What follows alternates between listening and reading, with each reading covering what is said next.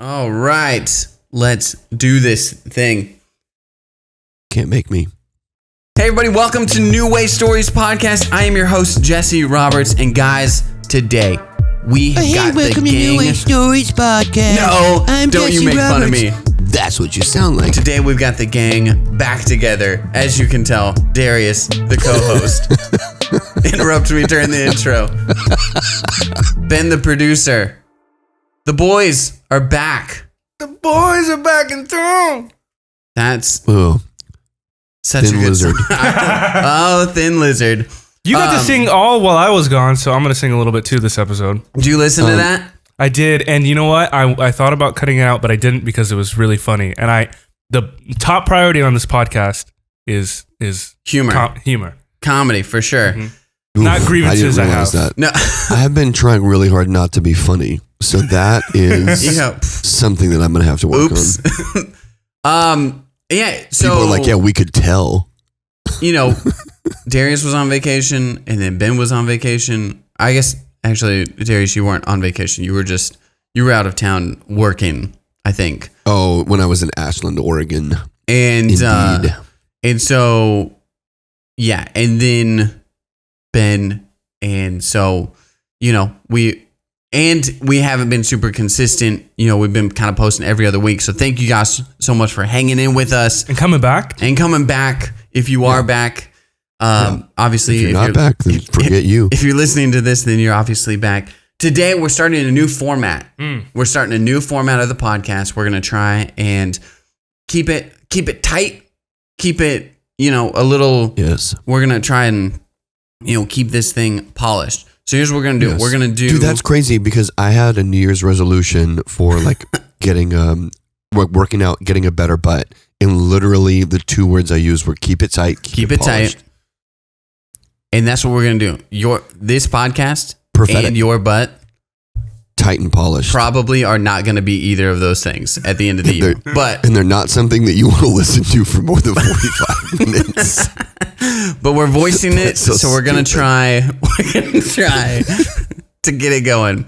So we're going to start with a random question at the beginning of every episode. Yeah. That's only going to go for like 7-ish minutes. Yeah. And then we're going to jump into the main topic. This is an attempt to allow us to have fun banter in the beginning, but not let it get carried off the rails and be like, we're going to talk about Marvel for 15 minutes and then do an hour and a half podcast on that. So, but today we're talking about Disneyland right after the random question. We're going to talk about our favorite stuff. It's going to be amazing. Here is the question today. Should I put in? Should we make it, or do you want to keep doing that every week? Why? I don't know. I just did the dramatic noise. That was a spur of the moment thing. I'm not sold on it yet. Okay. What? If we could all learn to do a 3-part barbershop harmony of that. It would sound so bad over Zoom. There is, you know, for 100% fact that I can't learn a third part of a harmony. Guys, I can't even learn one part of a harmony, much less 3. Here's the question. Speaking of harmonies, doesn't even understand. Is your favorite concert that you've been to? Oof. I know this is a tough one. We're starting off strong. Do you guys need a moment to think about it? Oh yeah. All right, so I'm gonna answer it and tell a little story. Put my stinking cap on, and then you guys can think. Okay, so I think my favorite concert.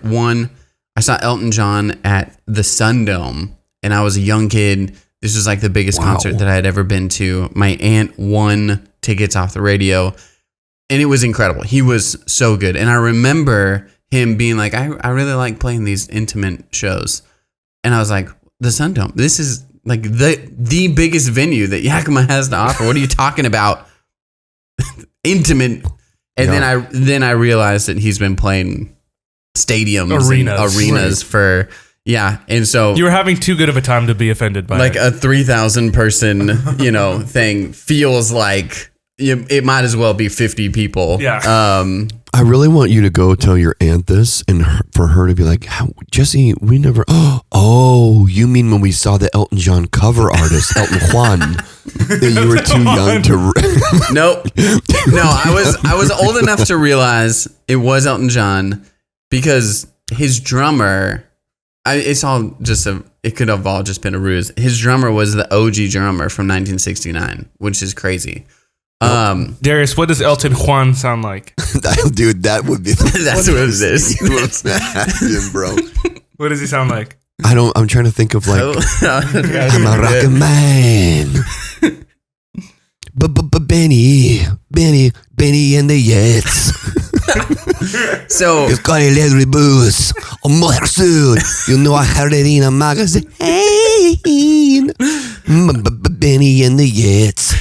Gracias. We are Elton John. We are Elton Juan. So, okay, Elton John, closer, Tony Danza. I think watch the headlights on the highway. It's the worst Spanish accent anyone's ever done. I don't know why. I think that objectively, that's like one of the best concerts that I've ever been to. Mm-hmm. The most fun that I've had at a concert. I went to like this pop punk show in El Corazon in Seattle, and we were just like moshing, and I was still young enough to stage dive. Yep. So that was awesome. And then Ben, you and I went to Disciple. We went together. to Disciple. Yeah, that one is not the concert I was thinking of, but I went to Disciple like 15 years previous to that. Okay. And most of the people were there. It was in the Tri-Cities. Most of the people were there for Red. But when Disciple played, was old. I was like, they like worked the crowd so well, and everybody was so into that concert, and the mosh pit was insane. I'm a big mosh pit fan. I'm a big rock concert fan. Mm-hmm. So all of this is to get to last week. I went to the Red Hot Chili Peppers at the Gorge. Welcome to the and it was awesome. California. Riley Wilkinson, maybe you've heard of him. Called me. He was like, "Hey, random question. I've got an extra Chili Peppers ticket. Do you want it?" I was like, "Yes, I do." I have an extra Chili Pepper. So, do you want it? I'll be right there. Went with Wilkinson Clan. It was amazing. Couple things about this. One, I would say it was the best concert I've been to in a while, and it was like a rock concert that. It was definitely the first rock concert in a long time that it was like, let's do a rock concert, but let me also show you how awesome I am at this instrument. Like that's cool. Like everybody in the Chili Peppers is crazy talented. They're phenomenal. Right. Especially the freaking drummer. Yeah. So really crazy talented musicians. It was awesome. Here's the thing I want to bring up though. Okay. Their opener was a guy named You want to look it up? Ken Powers or something like that. That doesn't sound right. Ken Powers, that might be it. It was a rapper. It was a new rapper, new age sort of rapper. Chili's Rojo Caliente.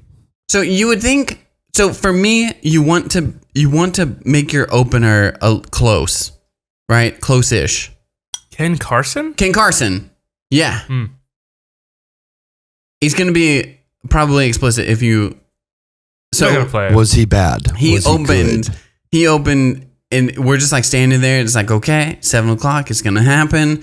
Lights kind of went up. We're like, all right, we don't know who this Ken Carson guy is, but he goes, yeah, what the F, and then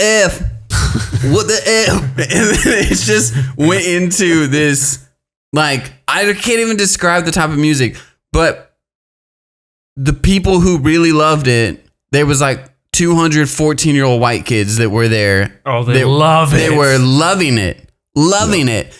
And we were like all confused because we're like, they're so gangster. We kind of want some sort of, we wanted, at least for me, I want something close to the Chili Peppers, right? Like at this point, another awesome band should open for the Chili Peppers where you're like, oh, these are two like kind of legends or whatever. Or you give me a new band that sounds kind of like the Chili Peppers so that I can be like, oh, I've never heard of these guys, but I really like them. And then I discover new music, right? the people who were there for the Chili Peppers, this was so far in left field that it was not accomplishing that at all. And I think that it's setting this kid up for failure. I think. Like, nobody wants to listen to the music that he is throwing out. And we were listening and we're confused. And then one of the only lyrics outside of What the F that I could understand was, and I express myself through my music. And I literally laughed out loud. Yeah. It caught me off guard. And I literally laughed out loud. We give T Swift a bad time for the music that she creates. For some of the very plain lyrics. A lot of these new hip hop artists, and Timothée Chalamet and Pete Davidson did do a great job of making fun of them. But I think that we need more people. We need more people on this bandwagon to make fun of them. And that's it. That's it. It was wild. It just, and listen, if you're into that music, that's fine. I can understand when I say I like pop punk or screamo or something, people are like, yeah, that's not my thing. I get it. Maybe it's just not my thing, but it wasn't the venue. Like Red Hot Chili Peppers was not the venue. It reminds me. So one of the concerts I was going to choose, I have a few, but Brockhampton, I forget what year it was. It was the last year we went before they broke up. They had the band 100 Gex open for them, and they were pretty new. And they're like, oh, what's the word for it? It's not hyper pop. It's just a weird subgenre of some weird, and after the fact, I remember listening to them during the concert and be like, I think I would like this, but right now I do not. Yeah. Yeah. That's so interesting. They performed not very well. It was pretty much them just singing over their songs, like on Spotify. Really? Like if they just hit play on Spotify. Like they didn't like remix it a little bit or even just take out their vocals in the track so they could sing to it. Yeah. It was literally, and the whole stick is they have like kind of weird vocals. And so when you have live weird vocals over the weird vocals in your song, it was just like a mess. And visibly people were upset. Yeah. And like, I remember even following Brockhampton on Instagram and they were telling people, hey guys, you need to be nicer to our openers. Please give them a shot. Like, we really like these guys. And people did they did kind of get somewhat of a following after that, but it was just not the right audience, I think. That's so interesting. I was listening to a lot of this podcast is just me relaying what I heard on Conan. he's interviewing the Black Crowes, one of the Black Crowes brothers, and they open for Metallica, right? Nobody really knows them. They're from Atlanta. They're kind of dressed like they kind of styled them like their clothes after like the Stones, right? So they're kind of this frilly sort of flowery sort of thing, but like this kind of southern rock sort of music. And the Metallica audience just like throwing stuff at him, like literally throwing like golf balls. And he's like, I remember thinking like, who brings golf balls to like, you came here knowing that you were gonna like, and he goes, you know, we're rock stars, right? So we go out there, it's an FU, we just do our thing. But then he goes, but then Warrant tries to come on after us, and they're like all dressed in like matching red leather, right? Like this.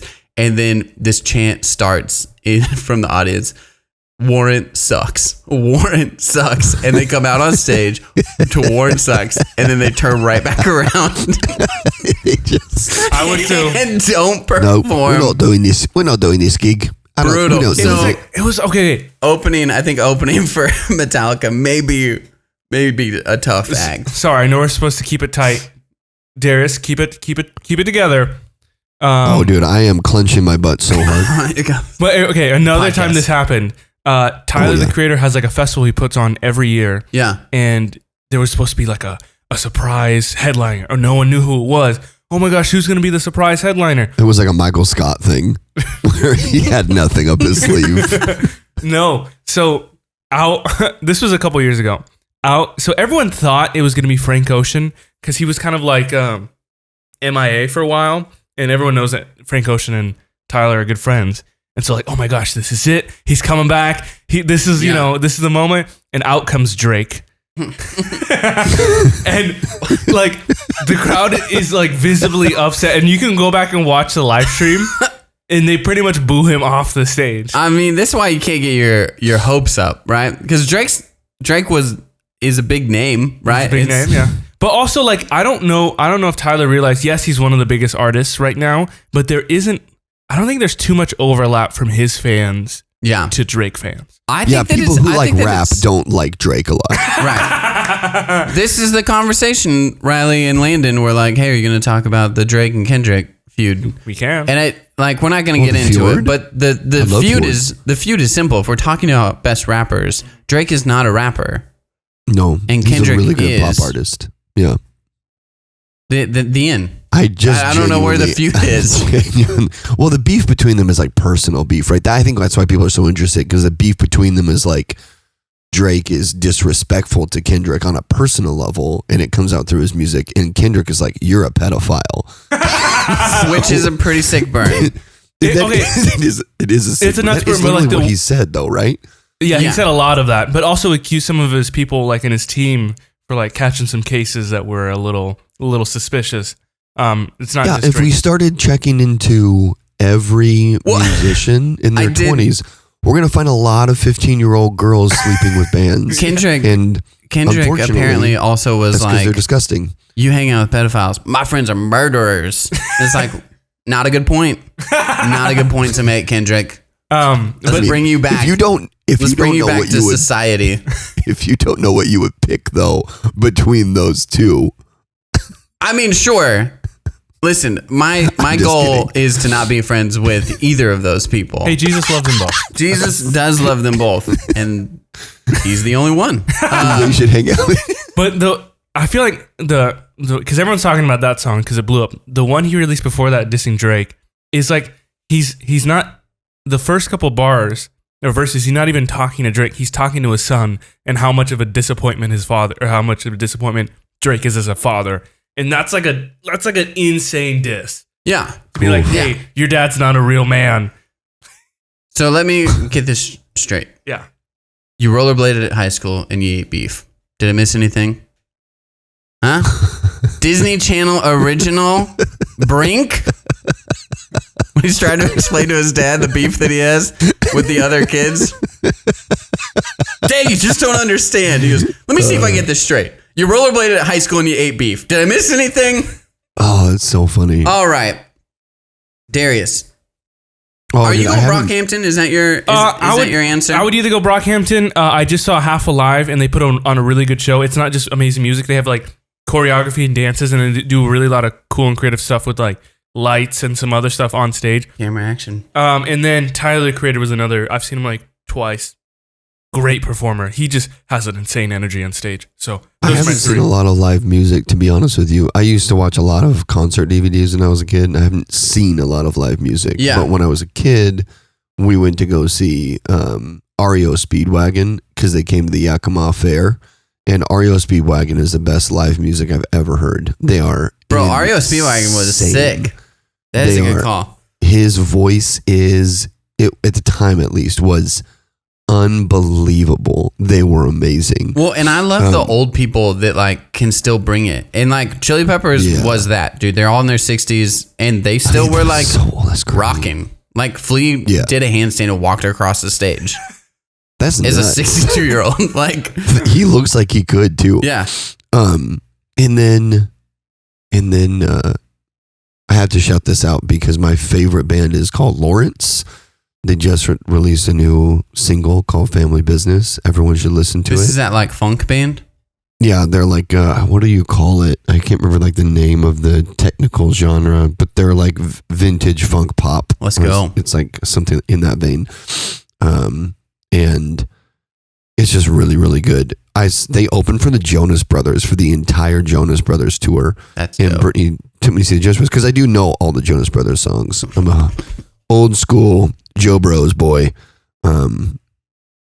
And Lawrence opened for them, and it was like the highlight of my life musically. Lawrence is so amazing. This makes sense though, as we're talking about openers. Like Lawrence fits the pop of the Joe Bros, right? Like It's pop, soul, funk, R&B.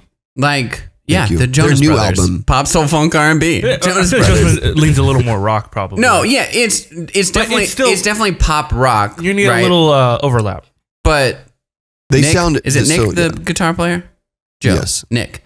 Yeah. Nick yeah. has Kevin plays. Nick has like kind of a poppy sort of like vibe to his guitar playing. Anyway, He's not a very good guitar player, but Nick loves soul music. He did his like solo album when he was younger that didn't go like it didn't do well, but it's all like a bunch of blues and funk and soul songs. And it's actually really, really good. It's still like pretty adolescent, but you know, that's like a whole complicated thing with the Jonas Brothers. so there we go. That's Joe Jonas is probably the most charisma I've ever seen in a live performer. Joe Jonas is a freak of nature in terms of like, it's weird watching them perform together because I'm like, yeah, if I was Joe Jonas, I wouldn't want to perform with my brothers either. Like he has so much charisma. It's unreal.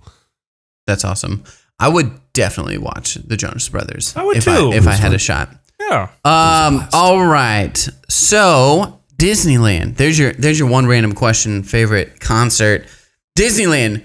Darius went to Disneyland in March. I went to Disneyland in April or May. I can't remember. It was April. And then April. And then Ben went to Disneyland in May. And here we are after June. In June. Well, now that everybody has gone to Disneyland, Darius has Jesse been and Ben copying a me. few times. And this was my second time. The previous I had been was 5 or 6 years ago. Ben, second time? You Second went time. once as a child, Mm-hmm. and A now young man. and now as an adult. Mm-hmm. Actually, it I might have never even went as been a like. child. What'd you say?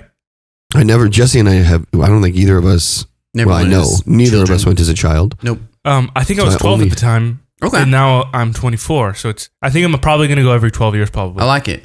I think that like I'm gonna do more than 5 or 6 years, but I was thinking 5 or 6 years probably is a really solid It is like time because I was remembering stuff, but also I was like, oh, I completely forgot about that, right? Yes. Like so, and it's enough time for them to revamp stuff or to switch stuff up a little bit. Mm-hmm.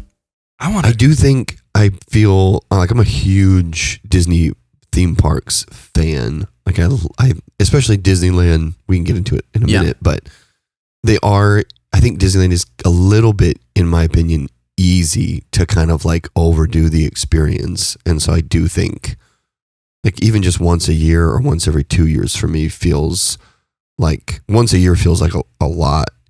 I love what you said. Like 5 years, you forget enough stuff to like feel like it's magical when you walk into the park. So here's the thing. We're a podcast about creativity, and I don't care what your opinions are on Disney as a company or the the movies that they're putting out or whatever. Just be careful, because if you take your kids there, they'll come out gay. Well, that is a scientific fact. That is a scientific fact. So, but what they do well is creativity. Oh, yeah. Experience. And experience. And Disneyland is an experience like none other. Mm-hmm. Like it is so unique. And I remember we were there and I saw a sign and it said something about like, come and be inspired. And I was like, yeah. I'd have taken a picture of that. Each time that I have been to Disneyland, I have been so inspired. And listen, if you're going in as an adult and you're a cynic or whatever, like, yeah, you can figure out how to not have a good time. I understand that. But if you lean into it a little bit, if you pay attention to details, and I think doesn't matter where you come from. If you want to like recapture the magic as a kid, like you can do that. If you want to like talk to characters as though they're characters, you can do that. They're not going to break character. If you want to come in and it's a socialist paradise, right? In Disney World, you can do Where that. did you get this if from? If you're like You want to get in a serious fist fight with a capitalist, stormtrooper?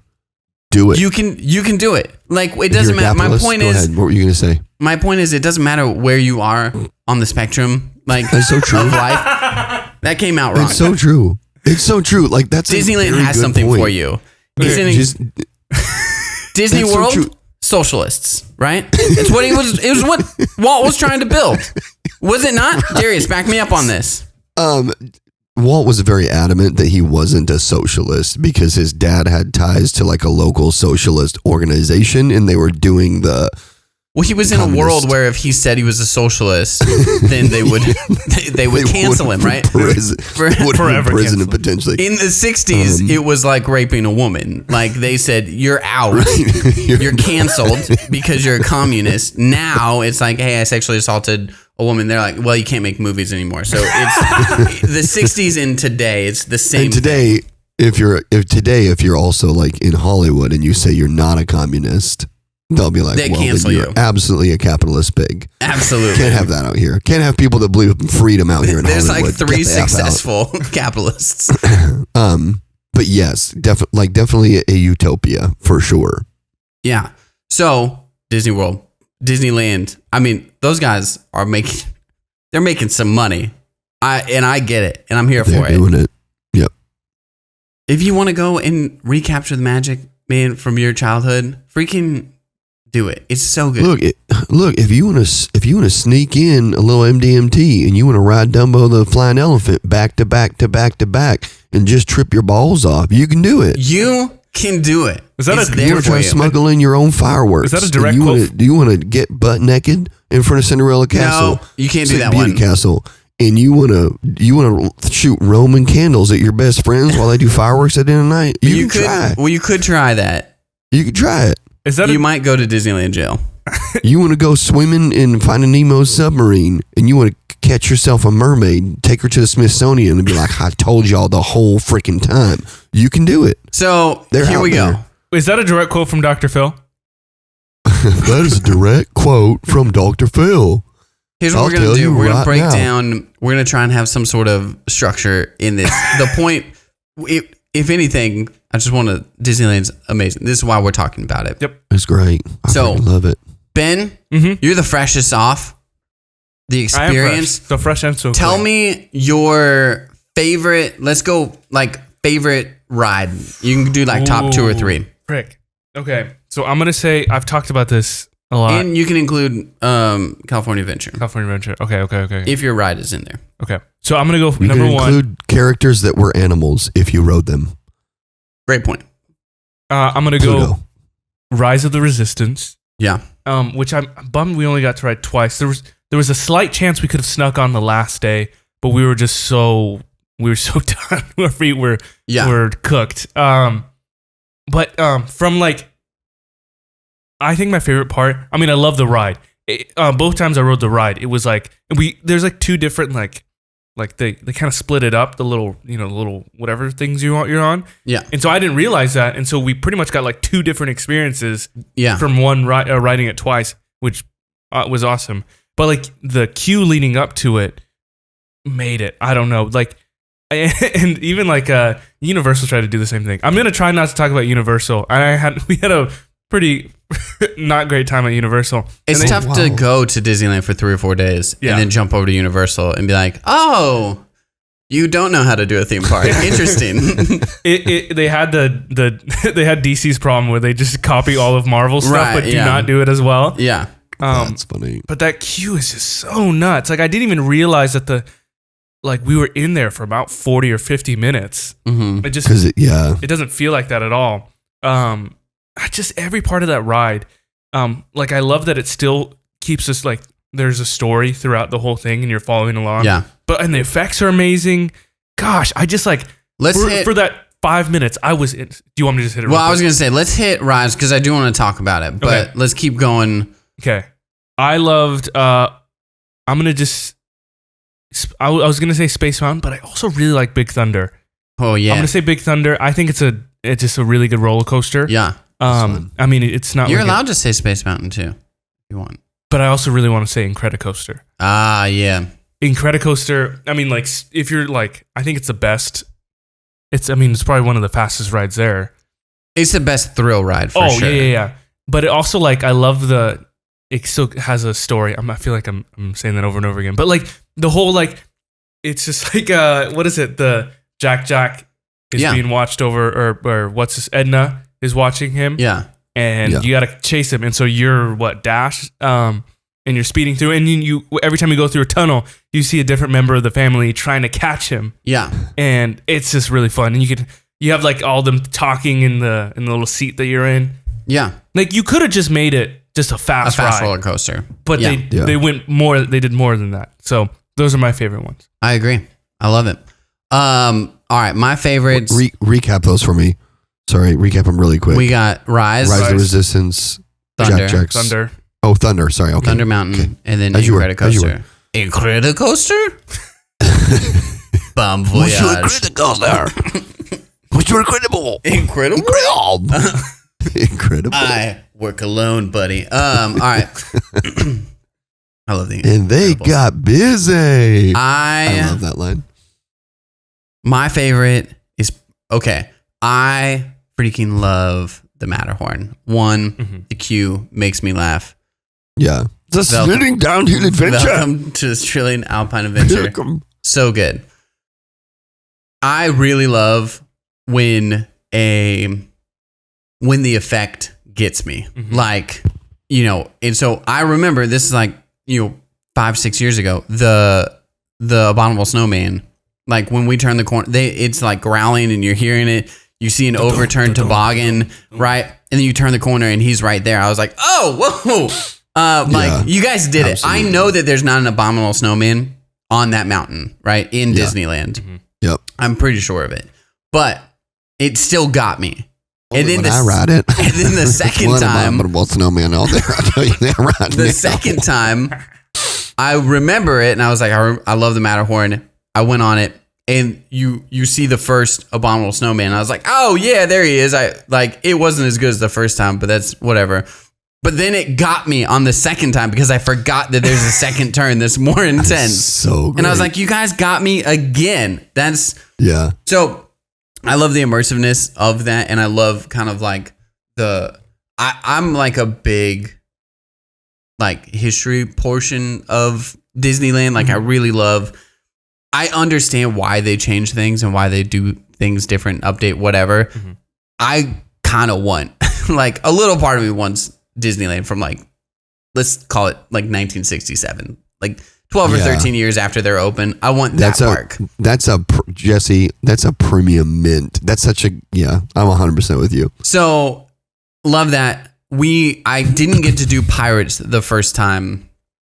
And because it was closed, so we did Pirates this time. That blows my mind. Pirates is awesome. Pirates is insane. It is so good. I love the dark ride format. Yeah. Right. Speaking of like Disneyland, the thrill rides are amazing, and I love the Incredicoaster. It was a lot of fun, but I don't necessarily go to Disneyland for the thrill rides. Like I understand that I'm not going to have like huge thrills per se, but I love what they do with like what they have, right? So Kate did not tell me that there was a drop off in the complete dark, right? Oh, that's so great. And so you're just kind of floating along and you pass the Blue Bayou restaurant and it's kind of a cool atmosphere, and then it has like a pretty good drop. And it's not like a huge like log ride drop right at the end, but it's enough to be like, whoa, what's happening? But it's in pitch dark, so you like completely miss it. But you do see the little skeleton like warn you or whatever. Yeah. Right. So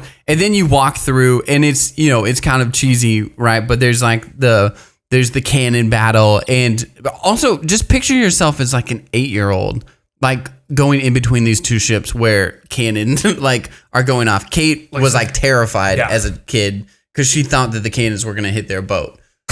Amazing. Awesome. She still thinks that. She was really freaked out this time around. She brought her own cannon this time. She was like, I'm ready, mother effers. So, and it's such a long ride. Like, it's like a 20-minute ride. And so, I don't know. It's just so much fun to me. I love that sort of vibe. And then other dark ride, and this is a sneaky... People need to be talking about this. It's tough. it's tough because there's so many good things. Mm-hmm.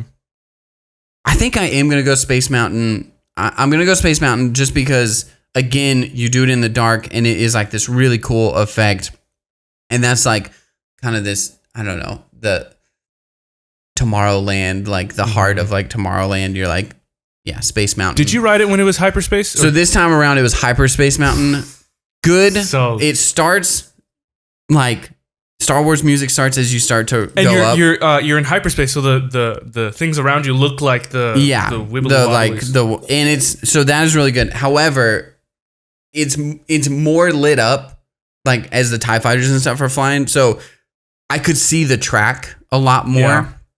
Where like OG Space Mountain, you can't see the track. You're just going. Yeah. My honorable mention is Little Mermaid. I freaking love Little Mermaid. That's so great. I love that. You like are in the dark ride and you kind of turn backwards and it goes from beach into the ocean and it feels like you're like entering into the water and then it starts like having the effect. And then it's a dark ride that you can, the music is great. You can follow the storyline. Some of those dark rides, like Pinocchio, is fun. But if you don't know the story of Pinocchio, like, dude, you don't know what happened at all. Those old school dark rides that are just cardboard cutouts. I love all and I love it. I do love it. They are like so absurd. But Little Mermaid has awesome effects. Like just the idea that I'm like, it literally made me feel like I'm going underwater. And then you can follow the storyline. It's fun. That makes me very happy. It's so good. All right, Darius. Top 3. My favorite for a long time, well, until this last year, was Splash Mountain. Yeah. I didn't get to ride it. It was closed under construction. Too bad. You'll never get to ride it. But you will get to ride, James Acaster's bit that's like, it goes like forever and keeps coming back about a log flume is, if you have not watched that. I haven't. Oh man, he gets on a jury. They do Secret Santa and he gets put in Secret Santa with a guy he says his job is he's a hype man for a log flume. he's like, you know what a hype man for a log flume is? You know what a hype man is? You know what a log flume is? It's just hype man for a log flume, just like it sounds. And just like it sounds. And then he gets tickets for a free log flume, and he's like, "Wow, what a ripoff!" And then finds out later that his actual Secret Santa was somebody else, and they gave him the log flume tickets to throw him off the scent. Anyway, so genius bit. I do love a log flume. Splash Mountain was my favorite for the longest time. I cannot wait to ride it when it's Tiana's Bayou Adventure. I think it will probably be, hopefully it will be better. Maybe it will be as good, and maybe it will be not quite as good, but it will still be fun either way. But Splash Mountains, the music from Splash Mountain is so much fun. And it's like that. It's a dark ride mixed with a little bit of a thrill at the end, which I think is great.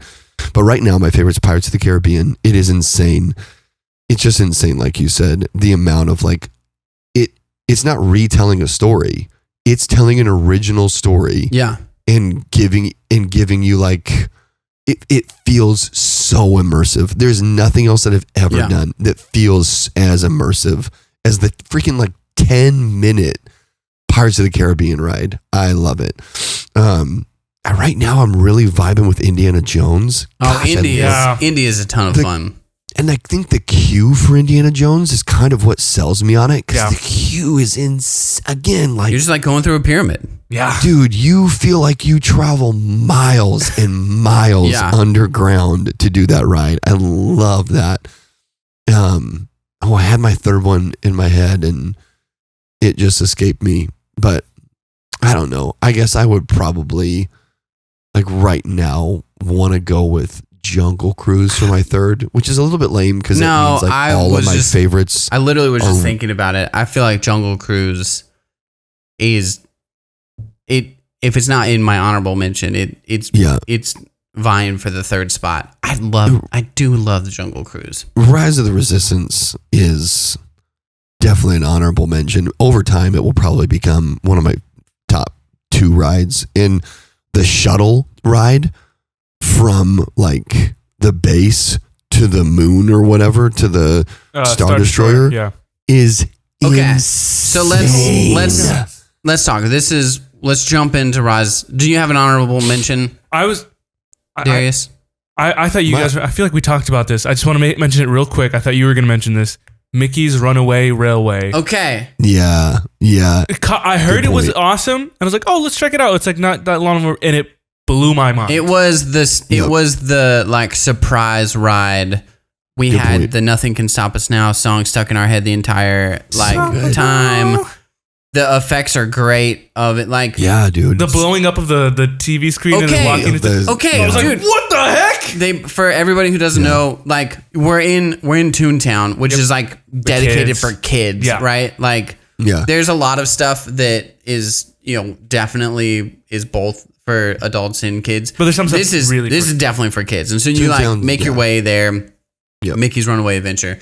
You're walking through the old like a movie theater, and the movie posters are all hilarious. Like they're all play on, so the queue is a ton of fun as well. But then they move you into this movie theater and you're watching a little bit of a story, and then there's like a crash and smoke fills the room, and then the projector screen. Yeah, the projection screen, when the smoke fades, the projection screen like looks like is it a car or the train? It's a train, a goofy train crashes into.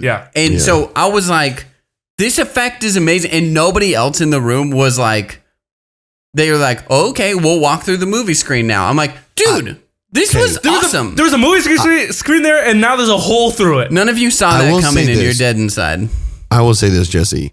I never cared much for magic tricks until I learned sleight of hand. And then when I had to spend 40 hours learning how to change it, do a card change in my hand or whatever, then from then on, seeing practical effects like that are sleight of hand effects is, I look around and I realize like I'm enjoying this differently than most of the people in this room. Like I love it. And maybe that's my thing. Like I said, I enjoy the things that get me, right? And I didn't see it coming, and I don't know how you did it. I didn't see it coming. I don't know how you get it. And I was just like, this is awesome. So then, so amazing effect to start the ride. Fun queue. Then you get on the train, and it's like kind of this, I don't know. I think it's probably the future of their like dark rides. It's on a magnetic track. Ironically, like let's put this ride on a real track. Mickey's Runaway Train. Oh yeah, because it's a train. Is that what you're saying? Yeah. I wasn't even thinking about that. Like the effects, like the animation, like because it's pretty much all screens and projection. But it looks like they look freaking there. They do a really good job of screens and practical things. I don't like the new wave of, hey, let's put you in front of a 3D screen and then we'll like move the thing up and down. That was all Universal. Universal was all that. I get it because it's good for space, but to Universal's credit, the Harry Potter Forbidden Forest ride, I don't know how it's held up. It's been like the only time I ever was there was with Jesse and Kate, and it was like 7 or 8 years ago now. Maybe it wasn't that long ago. No, I think it was probably 6 years ago. Yeah, sorry, you're right. I'm sorry. I don't know how well it's held up, like in terms of like them upkeeping it and making sure it doesn't get old and used. But dude, that was the first time I'd ever done any of the screen stuff, and the Forbidden Forest ride is amazing. So they do a really good job with that. I think though the benefit of that one is that they do both. They have practical effects. They have 100%. What are the Dementors like flying at you? That freaked Malia out. She was like, "Oh my god!" You also see the screen, and you are like if. I honestly can't remember it. I remember us like moving like a roller coaster. I don't know if you are or not. It's like a fair ride where like you sit, its straps come over your chest and it flips you upside down and turns you around. Yeah. Okay. So there's more. I think you can use screens. Like you're allowed to use screens. Like, and I think Disney, like, or the Mickey's Runaway is a really good example of it because you follow the characters on the screen, but then there's also like still the practical cutouts and like it's so silly in like random, but then you go into what's her name's dance studio. Oh my gosh. She's like, and we're gonna do the walls. I like, love that so much. so you're like doing the wall. And you could see yourself and all the other people. Yeah, like, and then you like do the cha-cha on the way out, and the cart is like matching the dance steps. And then it's just like so much fun. When you go underwater, that was my go down the waterfall. Yeah. That blew my mind. Yes, they do a very good job with that. So that was surprise fun ride of the thing that I love about Disneyland is Disneyland. As we get like further and further into the 21st century, it's interesting to watch like a new century happen and create the culture of a century and think like what things will define this century of America. And that's actually really just an interesting thing. Walt Disney defined creativity for the entire 20th century. Yeah. He was born in 1901, I think, or 1900, and he defined film for his generation, whether people like it or not, for the general population. He defined breakthroughs in film entertainment, and he invented the idea of the modern theme park. There were other theme parks in Europe before that. They were not the same. They were very much like only for kind of like adults. Yeah. Like to enjoy like the arts and enjoy something highbrow. And he invented this idea. Freaking France. Oh, he invented. So like he is the definition of creativity and art in the 20th century, like consumer art at the very least. Yeah, for sure. So I think that's my favorite thing about Disneyland is you are, like you said, I'm glad that they add new stuff to it. Some of the stuff I don't ever want it to change. Yeah. And I'm not like, it's not because I'm afraid of not being able to experience it anymore. I think that it genuinely is like American history that should be preserved. Absolutely. In a sense. So yeah. Part of our culture. That sounds a little bit pretentious, but no, that's how I really feel. I agree. Like this last time around, Tyler and I did the Davy Crockett canoe ride. You and only you guys. So fun. Loved that ride. It's not a ride. It's cool. A canoe. You get in the canoe and you row it. Paddle. You are rowing, and it's a bit like the person does. You literally, is it Mark Twain's river? What is that called? It's the River of America. Rivers of America. Rivers of America. The boat is the Mark Twain, right? Yeah. So you literally just like row around in a big circle, and the person, they're all in like buckskin, like get up, very Davy Crockett style, and it's kind of Jungle Cruise-esque because after a little bit, our person stood up and was like, and this is our philosophy tree, and we call it the philosophy tree because at about this time you start asking deep questions like, why did I choose to go on this ride? Like, how are we still paddling? And I'm like, so it's like, it's winking at itself and it's very fun. And then, you see the Gollywomper, which, everybody knows is the boat from Davy Crockett and the River Pirates. No? Okay. So I wasn't the only person in that park that understood what the Gollywomper was. But to your point though, like this is like a touch outside, like this is just a piece of history. And it's like, this is a piece of what started this theme park. And I understand that kids are not into the Frontier thing anymore. Like Frontierland doesn't hit as much as it did in the 1950s. But I love Frontierland. I would work in Frontierland for sure. That's part of what I mean. Yeah, that's part of what I mean too. Is Walt was an extremely interested historian, and interestingly enough, he literally is like the Gen Z of his age, which makes me excited to see like what happens in the next 30 years. He's born at the turn of the century, and he's obsessed with the stories about the previous century that he grew up hearing. Yeah. And obsessed with like the 2 years he spent in Marceline, Missouri. I think that is like the reason it's hard for me to pick favorite rides is because I like all the rides. Yeah. And I love most of the rides. But for me, I could just hang out in Disneyland all day. Dude, Like my favorite ride is Main Street. Like my second favorite ride is Adventureland. My third favorite ride is New Orleans Square. Dude, my fourth favorite ride is probably will move up the list over time is Galaxy's Edge. Yeah. So Galaxy's Edge is nuts. Two things. We're gonna wrap this up here in a little bit. Have you ever done the car ride from like the beginning of Main Street to kind of? I have not.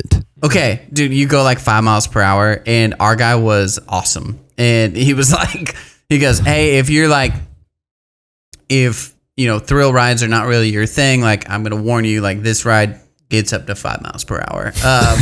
And he like kind of drops like some cool history, and that car has been in Disneyland since 1955. Whoa. I was like, this is sick. Amazing. I'm like, I want to know how many miles are on this car that you've just driven up and down like Main Street since 1955.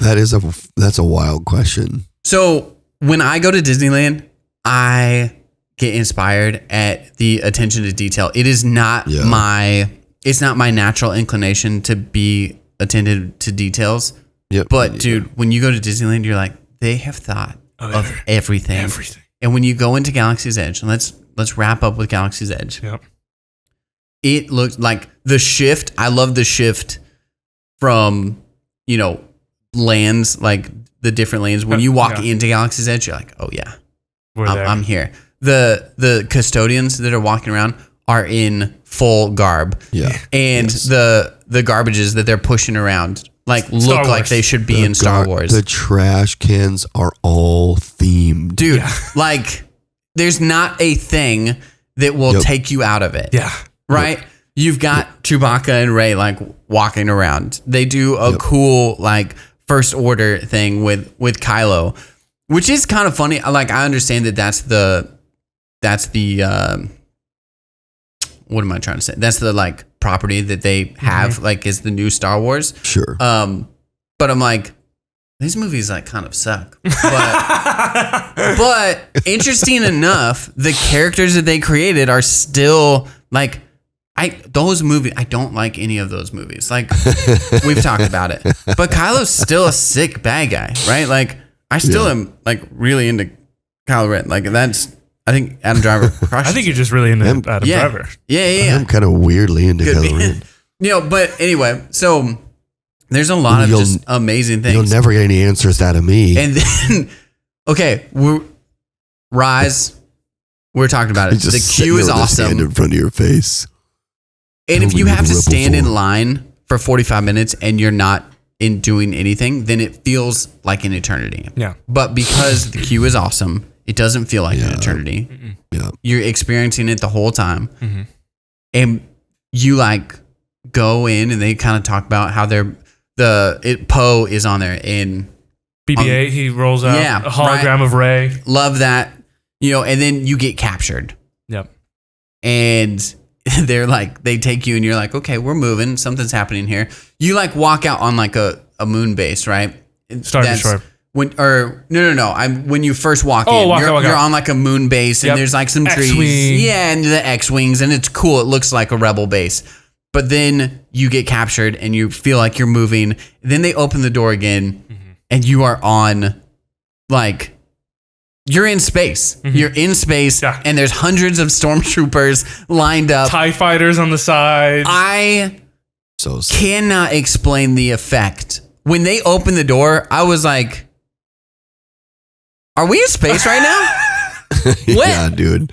I thought we were only doing this for 15 seconds, but we're in space. This, it's such a cool effect. You guys can talk about it. It's funny. And then you walk through and then there's a second part of the line, and then it looks like the hallways of a freaking Star Destroyer. And even though I was probably in that part of the line for another 20 minutes, I was like, oh my gosh. I'm touching everything. You're drinking it in. I'm taking it all in. And then you get to the part where they kind of they interrogate you. Yeah, I like they're like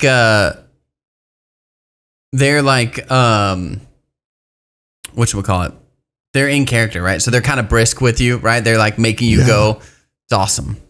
Dude, I think I told you guys this like already, but I loved interacting with the Imperial officers because every time they walked by, I would be like, "You don't want to talk to me," right? And I would force talk to them, and then they would be so great. And then they don't break character. They're in character. It's good. Yep. It caught me off guard when we were doing the Millennium Falcon. That was a good one. They were like, he was like, "Hey, have you ever worked for Han before?" I was like, "Oh crap, I didn't know we were doing improv." No. Right, who's on first? Yeah. All right. So for me, Disneyland, the wonder, the attention to detail, man, it inspires me to be a better creative. Like every time I go. What's one takeaway for you guys? I'm just thinking about the next time I'm going to go, and hopefully I can take the rest of my family. Yeah. It's going to be so fun.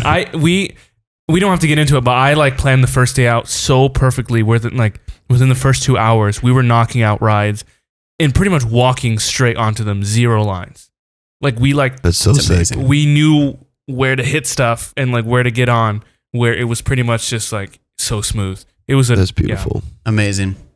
But yeah, I think that, this is going to sound really cheesy, but like I remember the first time I ever went to Disneyland and I was like, oh my gosh, like if I have dreams that I want to accomplish, I should pursue those things. Like somebody had a dream to make this theme park happen, and it was just one dude's dream to make this theme park happen, and they did it. And I was like, I need to like pursue the dreams that are in my heart for things that I want to do that are meaningful and impactful. And I don't have dreams of like entertaining people. I want my dreams to be like meaningful and impactful, but I still have dreams of things. And I'm like, when I go to Disney, I'm like,